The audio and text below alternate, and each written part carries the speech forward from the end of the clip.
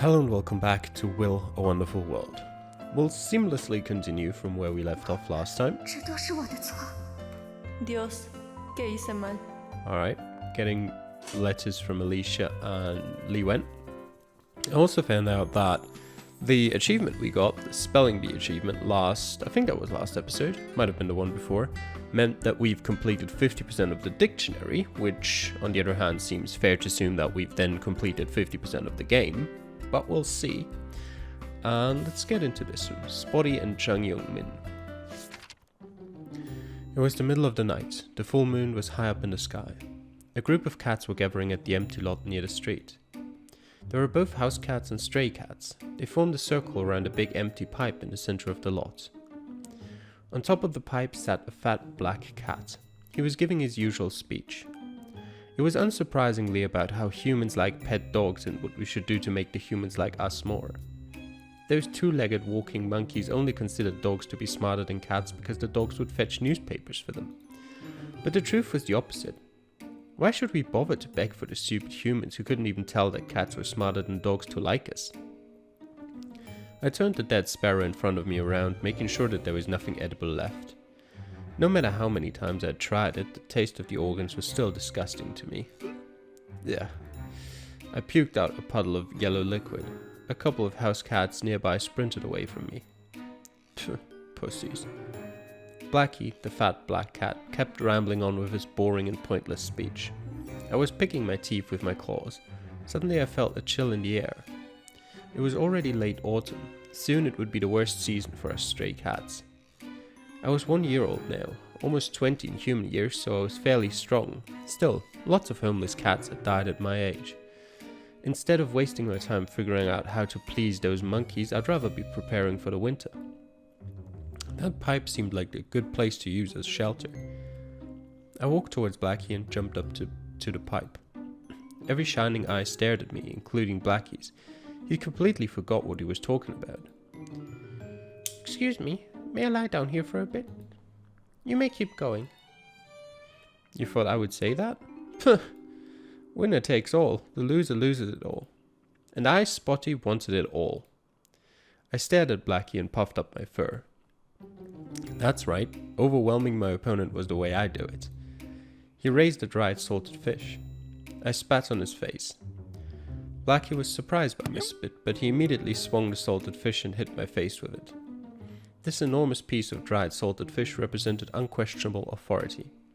Whoever had the dried salted fish was the leader of the cats. Furthermore, whoever was attacked by the dried salted fish, which right now meant me, would be considered the public enemy of the entire cat clan. A dozen cats sprung at me, biting my ears, clawing my paws, stepping on my back. Humans had a saying, 2 fists were no match for 4 hands, and I was facing 40 claws. Spotty. Well, I mean, you kind of brought that upon yourself.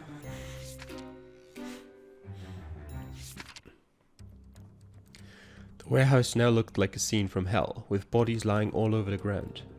Lieutenant Kang's eyes were colder than ice. He looked nothing like himself anymore. He turned around slowly and stared at me as if I was only a bug. What had just happened? Was he pulling a prank on me? But he looked entirely serious when he killed Choi Yo-han with 1 blow. Or rather, was this some kind of initiation test? A test that I had to pass to become an official member of Unit 4? My brain was still completely disoriented when my body jumped backwards by instinct. There was nothing left in the lieutenant's stare, except deadly menace. It was no prank, nor a test. I could feel that what was standing in front of me at this moment was not a normal human, but a dangerous beast. It was waiting for me to expose my vulnerabilities so that he could lunge at me and tear out my throat. We were both standing dead still. We were both staring deep into each other's eyes, and we were both thinking of the best ways to prevail. I didn't have enough confidence. Even at the Shaolin Temple, I'd never faced an opponent like this before. The temple is located in the Henan province of China. Its name refers to the forest, Lin, of Shaoxi Mountain, one of the 7 peaks of the Song Mountains. It was first built during the Northern Wei dynasty in 495 AD, almost 1500 years ago. It is considered a sacred temple by many Chinese Buddhism believers. During the Cultural Revolution, the temple suffered severe damage and loss. The monks were forcefully evacuated and numerous statues were destroyed. Afterwards, the temple went under reconstruction and renovation. In the 1980s, the Chinese movie Shaolin Temple, starring Jet Li, brought the temple back into the mind of the population and ushered in a new era of international fame. Nowadays, the Shaolin Temple has become one of the most popular tourism spots in China. The disciples in the temple, while dedicating their lives to Buddhism, also work tirelessly in introducing the Chinese traditional martial arts to the world. Disciples graduate from the Shaolin School could receive dual diplomas in both academics and martial arts at multiple levels, such as middle school, high school, even college. Nevertheless, I began to feel something, perhaps because of my training at the temple. I was feeling nothing but growing excitement, and I was eager to give it my all in this fight. It was almost as if I had been waiting for this day my whole life. It would not do me any good if we kept stalling like this. I decided to at least poke my opponent first. In the world of Kung Fu, speed defines the winner. In the world of Kung Fu, moves can be countered, but speed defines the winner. It is a saying in Kung Fu that means no matter how strong a move is, there is always a counter move to neutralize it. However, only speed can make sure you will not be defeated. There are two layers here. Think so fast that you could come up with a strategy before your opponent. Move so fast that you could outpace your opponent as well. In Louis Cha's wuxia novels, power is typically emphasized in battle with the exception of The Smiling, Proud Wanderer, which emphasizes speed instead. Two main characters in this novel, Ling Wushong and Dongfang Bubai, represent the two layers of the meaning above respectively. The line also appeared in the Stephen Chow movie Kung Fu Hustle. In the real world, speed also has its very practical application. For instance, Mom, no more money for you. Alright. Time to fight. He raised a gun. I flung my tail out as hard as I could. I took a shot and flung my tail out from my sleeve. The spearhead cut through the air with a shimmer aimed at Lieutenant Kang's right hand, which was holding his gun. But it stopped right before the lieutenant. Lieutenant Kang's left hand clenched into a fist and he slowly lowered it. He was holding my tail firmly in his hand, despite having been cut by the spear tip. Blood was dripping down from his wrist. Behind his fist, his eyes were staring at me with nothing but contempt. No one had been able to stop my tail with their bare hands before. At this point I had no choice but to drop my weapon. But Lieutenant Kang had finally seen his chance. He sprinted at me, still holding my tail in his left hand and the gun in his right. Then I heard a gunshot, before I sank into an infinite darkness filled with nothing but regret. A few weeks later, I woke up in the ICU of Busan Metropolitan Hospital. I was incredibly lucky to survive the shot to my head. However, the bullet was lodged inside my skull in a delicate spot, so the doctors could not take it out. As a result, I had to endure occasional migraines for the rest of my life. With my health condition, I thought that I would be reassigned to some boring post like the archives, but I didn't expect that they would ask me to resign. The police paid me a lot of money as compensation, but that was not what I had wanted. I wanted to be a police officer. How could everything turn out like this? Chang Yunmin. You know, I wanted to say when he was saying that about, having occasional migraines for the rest of his life, that's not too bad of a price to pay for having a bullet in your skull. But having your dream taken from you is a bit worse, I would say. Alright, let's see how we can fix this. A piece of dried fish and a gun. I think I could come up with something funny here. But can I really just switch them like this? How could a cat be holding a gun? Of course, that's what our power is. No matter what, events will unfold exactly according to your arrangement of the text. Well, according to the game's interpretation of my arrangement of the text, to be clear. Even if it's something ridiculous or even supernatural, it is still within the realm of the reasonable for us.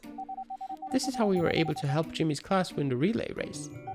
All we did was switch Jimmy from the last leg to the third leg, remember? As long as the internal logic of the story is not self-contradictory, there won't be any problems. In this case, what kind of logic shall we consider self-contradictory?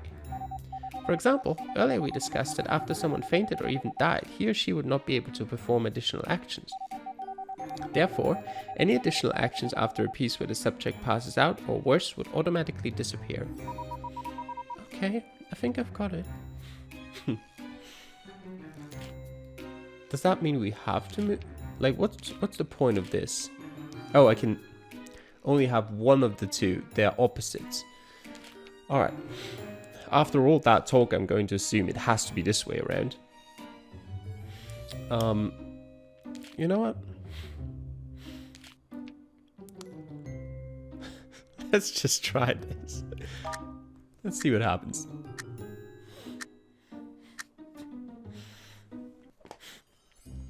I slammed my tail on the pipe. Bang! It was my battle cry. Blackie was in shock.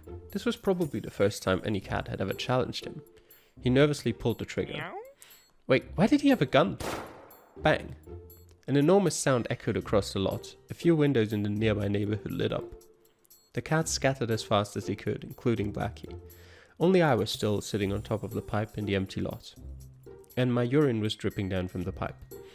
In any case, this was my territory now. I guess that worked out. My spit flew into his eyes and temporarily blinded him. I thought I had the upper hand, but Lieutenant Kang swiftly took a swing at me with his right hand based on nothing but his hearing. He wasn't an easy opponent, that was for sure. A dried salted fish flew out of his right hand, charging towards me like a flash of light. Wait, a salted fish? I quickly moved aside and dodged it. Thank goodness it was just a dried salted fish. Well, now that you have missed your chance, it is my turn. I stomped on the ground and sprinted forward. I tightened my back muscles and rotated my shoulder. Then swung my arm with my shoulder, and finally punched him with my fist. Attack number 3, Thunderbolt Punch. I hit Lieutenant Kang straight in his chest. He flew backward and slammed into a pillar. Finally, I could tell that he would be dreaming about Buddha for a while. I wiped the sweat off my face and let out a long breath. I had avoided hitting the lieutenant's critical spots with a punch earlier, so knew he should be okay. But what kind of person was he? I never realized that I would witness not one but two masters in the Busan police precinct today. The custodian from the armory and Lieutenant Kang. How interesting. I suppose it wouldn't be too bad to stay in Unit 4 then. I would love to spar with the lieutenant in the future. Alright, first try. It was relatively obvious, to be honest. What is wrong with this pen? It's not working again. What great timing. It's so annoying. Willie gave me this pen. Although it looks like a pen, it is not for writing. I need to use it to slice up the letters, which will then split into pieces.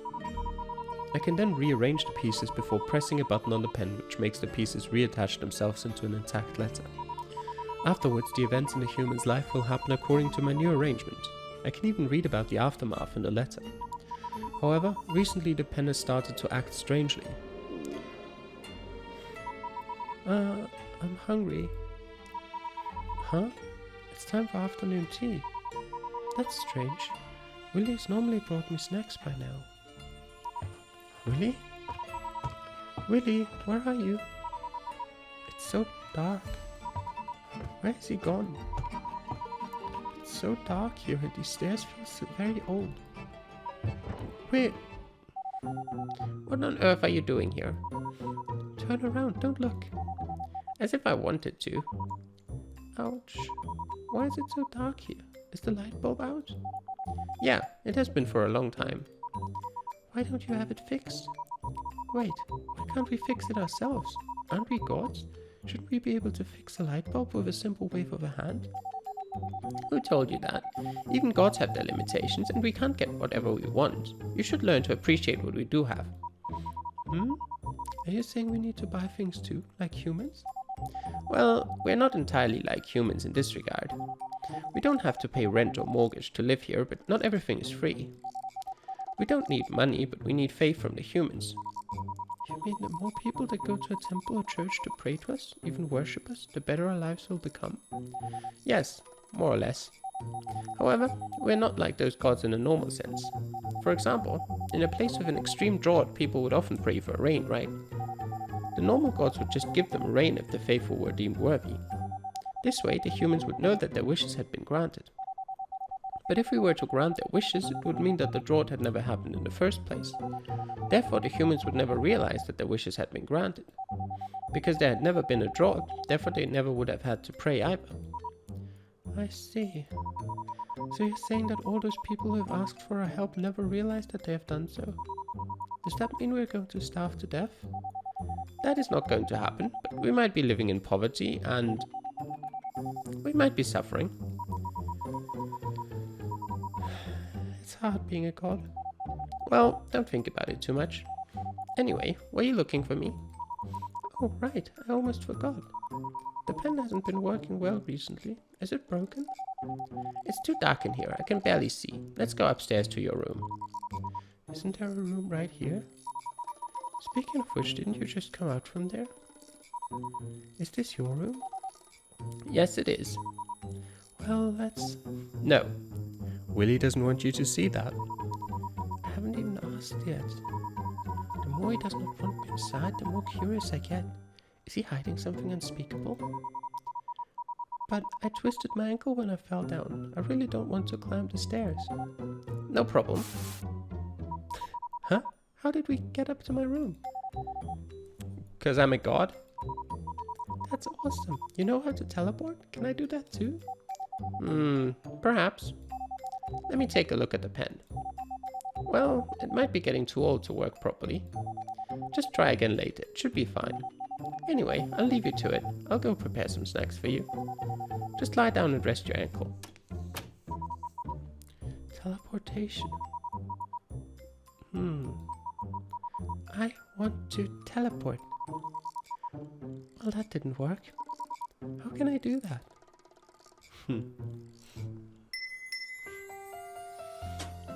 One letter. Chang Yong-min. Ooh. Not connected to anything? Alright, we'll do that now. We'll do the other ones later.